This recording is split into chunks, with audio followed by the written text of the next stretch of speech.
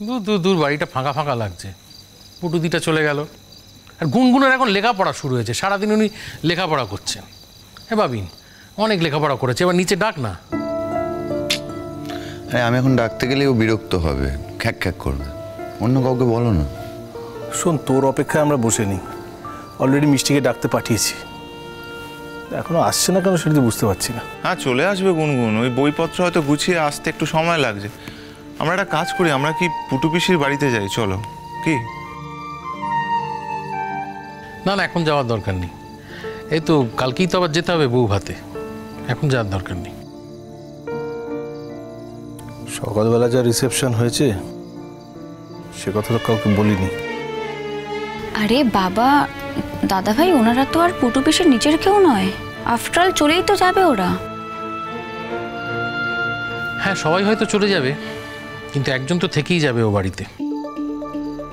বারবার কি মনে হচ্ছে বলতো, দেখ এত বছর পুটুদির জীবনে নানান সমস্যা ছিল ছোটোখাটো, তার সঙ্গে তো পুটুদির একরকমভাবে মানিয়ে নিয়েছিল নিজের জীবনটা, কিন্তু এবার যে সমস্যাটা আসতে চলেছে পুটুদির জীবনে, মনে হয় না পুটুদি তার সাথে মানিয়ে উঠতে পারবে।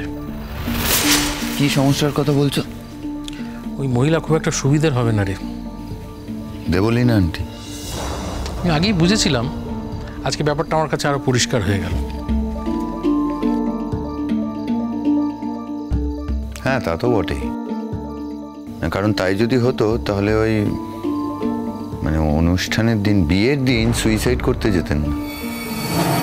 হ্যাঁ, তবে সুকল্যাণ আঙ্কেল আছে তো, আমার মনে হয় না বেশি কিছু করতে পারবে।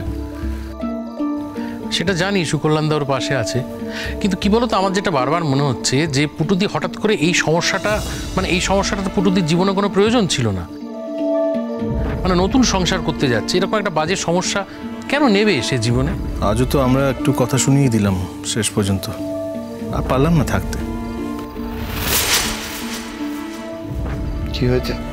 চার বাবিন, ছেড়ে দে, বাড়ি ভর্তি লোকজন, এসব কথা শুনলে তাদের খারাপ লাগবে। আমরা তো আর বলিনি তো, এখন থাক না, যখন বলা হয়নি এখন থাক, ও সব ছাড় এখন। না রে রিজু, ওদের জানা উচিত। হ্যাঁ বলো না, কি হয়েছিল? নানান রকম আজে বাজে কথা শোনাচ্ছিল পুটুদির যখন বরণ হচ্ছে, ঢুকছে বাড়িতে, তখন মানে ধর আজ থেকে 100 বছর আগের শাশুড়িরা, কিছু কিছু শাশুড়িরা মানে বৌমাদের যেসব কথা শোনাতো বরণের সময়, সেই ধরনের কথাবার্তা।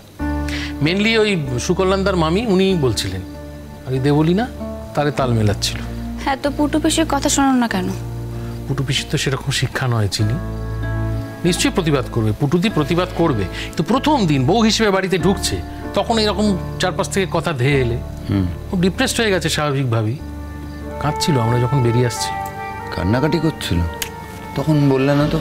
আরে কি বলবো, আমরা পাঁচ কান করতে চাইনি, কি হবে বলে সবার খারাপ লাগতো। হ্যাঁ, কিন্তু তার মানে যে যা খুশি বলবে, তো একটা ব্যবস্থা হওয়া দরকার। তাই বুঝি? হ্যাঁ, 100 বার। নিজের বেলায় এগুলো মনে থাকে না, না তোর? মানে ওই ঘটনার সাথে আমার তুলনা করছো? হ্যাঁ করছি, বাধ্য হচ্ছি করতে।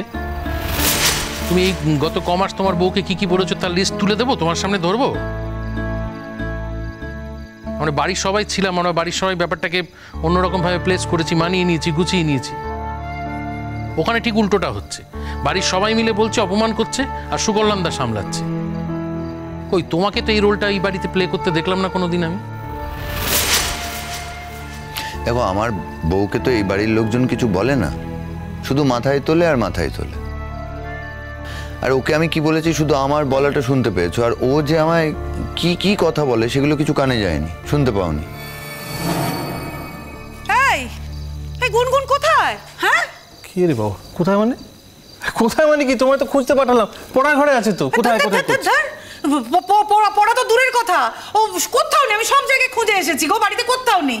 এমনকি বাবার ঘরেও গেলাম, বাবা তো বললেন এই ঘরে কেন আসবে, একা একা কি করতে আসবে, এখানে তো নেই, উঠমাটো কোথাও নেই বাড়িতে। কি বলছো কোথাও নেই? ও কি তাহলে চলে গেল মানে পুটু পিসির বাড়ি? হ্যাঁ, বিশ্বাস নেই?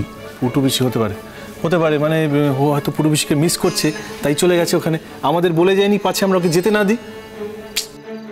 ভাব তাহলে কেমন বেয়াক্কেল, কেমন কাণ্ডজ্ঞানহীন মেয়ে। ও সব সময় সবাইকে ভোগাবে, অশান্তিতে রাখবে। অবশ্য বেচারির মুডটা অফ ছিল, মনটা খারাপই। দেখো, বাবার কাছে ওর যেতে ইচ্ছে হতেই পারে, তা কাউকে জানিয়ে গেলেই হতো, বা কাউকে একটা সাথে নিয়ে গেলে হতো। সাজিকে অন্তত নিয়ে যেতে পারতো। আচ্ছা বাবিন, আমরা তো কেউ শিওর নই না যে ওখানে আদৌ গেছে কি না। যাই হোক, বাড়িতে নেই আমি এটুকু বললাম। তুমি একবার পুটু পিসিকে ফোন করো তো। আচ্ছা আচ্ছা, আমি এক্ষুনি ফোন করছি। এই দাঁড়াও তো, একবার সাজিকে ডাকি। এই সাজি, সাজি, তাড়াতাড়ি আয় তো। বলো বলো বলো। এই গুনগুন কোথায় গেছে? তোকে কিছু বলে গেছে? গুনগুন গুনগুন কোথায় গেছে মানে? কোথায় যাবে গুনগুন? কি হলো? গুনগুনকে পেলি? মিষ্টি তো আমার ঘরে গেল খুঁজতে, কিন্তু আমি তো বললাম না আমার ঘরে নেই। না বাবা, হ্যাঁ, গুনগুন তো কোথাওই নেই। কোথাও নেই? কে কোথায় আছে, নেই, কেন নেই, কিসের জন্য নেই আমার জানার দরকার নেই। আমার মন খুব খারাপ, আমি এখন গুনগুনকে নিয়ে গানের সাধনায় বসবো। গানের সাধনা কিছু বোঝে না, খালি ফটফট করে কথা বলে। গুনগুনকে খুঁজে পাওয়া যাচ্ছে না, উনি গুনগুনকে নিয়ে গানের সাধনা সাধবেন। হ্যাঁ, আরে পাওয়া যাচ্ছে না বলে তো কোনো কথা নেই। ও পুটুদির বাড়ি গেছে। পুটুদিকে না দেখে মন খারাপ হচ্ছে, পুটুদির বাড়ি গেছে, আমি জানি। গুনগুন তো যাওয়ার সময় কিছু বলে যায়নি না। মানে যদি পুটু পিসির বাড়ি যেত তাহলে তো আমিও যেতাম। ঠিক আছে, আমি রাখলাম। কিন্তু বলছি বাবা, ঘরে না ওর বইপত্র তো সব সময় মানে ছড়ানো ছিটানো থাকে, ঠিক মতো গোছানো থাকে না। কিন্তু এখন তো দেখলাম সব কিছু গোছানো। মানে বইপত্র কিছু দেখলাম না মনে হলো। বইপত্র নেই মানে কি? পুটু পিসির বাড়ি যদি ও যায় তাহলে নিশ্চয়ই বইপত্র নিয়ে যাবে না? পুটু পিসির বাড়ি গুনগুন যায়নি।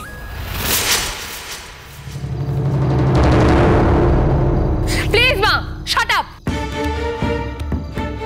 তখন থেকে শুধু ভুলভাল কথা বলেই যাচ্ছ। না জেনে শুনে এতগুলো কথা বলছো কেন তুমি? আমি তো বুঝতে পারছি না। আমি তো বললাম আমি এখানে এসেছি একটু শান্তির জন্য। আশা থেকে আরম্ভ করে দিয়েছে। আর ড্যাডি শোনো, এরকম যদি কন্টিনিউয়াসলি হতে থাকে না, আমি কিন্তু এ বাড়িতে থাকবো না, হোটেলে গিয়ে থাকবো। মানে তার মানে এটা তো আরো শকিং। মানে তুমি হোটেলে গিয়ে থাকবে গুনগুন? তার মানে শ্বশুরবাড়িতে তোমার এমন কিছু ঘটেছে যার জন্য তুমি এইরকম একটা কথা বলছো? হ্যাঁ, আমাকে বলো গুনগুন, কেউ কিছু বলেছে তোমাকে? কিছু ঘটেছে? সৌজন্য, সৌজন্য তোমাকে নিশ্চয়ই কিছু বলেছে গুনগুন। সত্যি কথাটা বলো না। তুমি কেন বুঝতে পারছো না? আমার তো টেনশন হচ্ছে না। আমি তো জানি গুনগুন, এই সংসারটা তোমার জন্য একেবারেই ফিট নয়। এই ফ্যামিলিটাই তোমার জন্য ফিট নয়। ইভেন তোমার হাজব্যান্ড তোমার জন্য একেবারেই ফিট নয়। আমি খুব ভালো করে জানি। ঠিক আছে, আমি মানছি ও একটু লেখাপড়া শিখেছে, হ্যাঁ জানি, কিন্তু এমন তো কিছু নয়। তোমার হাজব্যান্ডকে তো আমার বাইরে কারোর সঙ্গে পরিচয় করা তো খারাপ লাগে। ও তো কোনোদিন তোমার সাথে কোথাও যায়নি মা, তাই তোমার খারাপ লাগার কোনো সুযোগই আমি তো দেখতে পাচ্ছি না। আর তুমি বললেও কিন্তু আর তোমার সাথে কোনোদিন কোথাও যাবে না। তাই তোমার ভালো লাগুক কি খারাপ লাগুক তাতে ওর কিচ্ছু যায় আসে না। ও বাবা, এদিকে তো তোমার বরের সম্বন্ধে কিছু বলাই যাবে না। তুমি তো এখন ফোর্স করে উঠছো। তুমি চুপ করবে? ওর দিকে ফালতু কথা বলে যাচ্ছে। মেয়েটা এসে ভালো করে বসেনি তখন থেকে শুরু করে দিয়েছে। আরে ও এক জায়গায় থাকতে থাকতে বোর হয়ে গেছে। তাছাড়া আমাকে ছেড়ে, পিসিমণিকে ছেড়ে এতদিন অন্য কোনো জায়গায় থাকেনি, তাই জন্য এখানে কটা দিন কাটাতে এসছে। একটা সাধারণ জিনিসকে গল্প বানিয়ে জটিল করে তখন থেকে চিৎকার করে যাচ্ছে। ওহ দাদা, থাক না গুনগুন। এই গুনগুন, বলছি যে জামা কাপড় ছেড়ে তারপরে খাবি তো? হ্যাঁ আচ্ছা, তুই তো জুস খেতে ভালোবাসিস, একটু জুস করে আনি চট করে। পিসিমণি, তোমাকে এখন কোথাও যেতে হবে না, আমি এখন কিছু খাবো না। বুঝতে পেরেছি, বিয়ে বাড়িতে আমার মায়ের খুব ধকল গেছে না, একটু রেস্ট দরকার তো। ঠিক আছে, কোনো চিন্তা নেই, তুই আবার আগের মতো ঘরে দরজা বন্ধ করে পড়াশোনা করবি। আমি তোকে গরম গরম খাবার করে দেবো। আর যখন ড্যাডির সঙ্গে গল্প করতে ইচ্ছা করবে, দরজা খুলে তুই ড্যাডির সঙ্গে একটু গল্প করে নিবি, আমি আবার টুকটুক করে খাবার দিয়ে দেবো তোকে। কোনো চিন্তা নেই। হ্যাঁ মা? কি মা, তোমার শরীরটা কি খারাপ লাগছে? কি হয়েছে গুনগুন? তোমার শরীরটা খারাপ লাগছে? কি হয়েছে বলো না। আমি যখন বলি তখন তো আমার কথা কেউ গায়ে মাখো না। দেখো এখন দেখো চেহারাটা কি অবস্থা হয়েছে, দেখো চোখ মুখ বসে গেছে একদম। কি এরকম চেহারা হয়েছে বলো তো? ইস, দোহাই তোমার, প্লিজ এবার একটু চুপ করবে। আমি ভালো আছি, আমার কিচ্ছু হয়নি ড্যাডি, আমি ঠিক আছি, কিচ্ছু হয়নি আমার। এভাবে তো কোনো কথা বলা যাবে না, কেন কোনো কথা বললেই উনি ওখান থেকে কথাটা টেনে নিয়ে কথা বলতে শুরু করে দেবেন। বলছি মুখটা তো শুকনো লাগছে, কি খাটাখাটনি হয়েছে বলে? তুমি কি ভেতরে ভেতরে কি উইক ফিল করছো? লো প্রেশার হয়নি তো?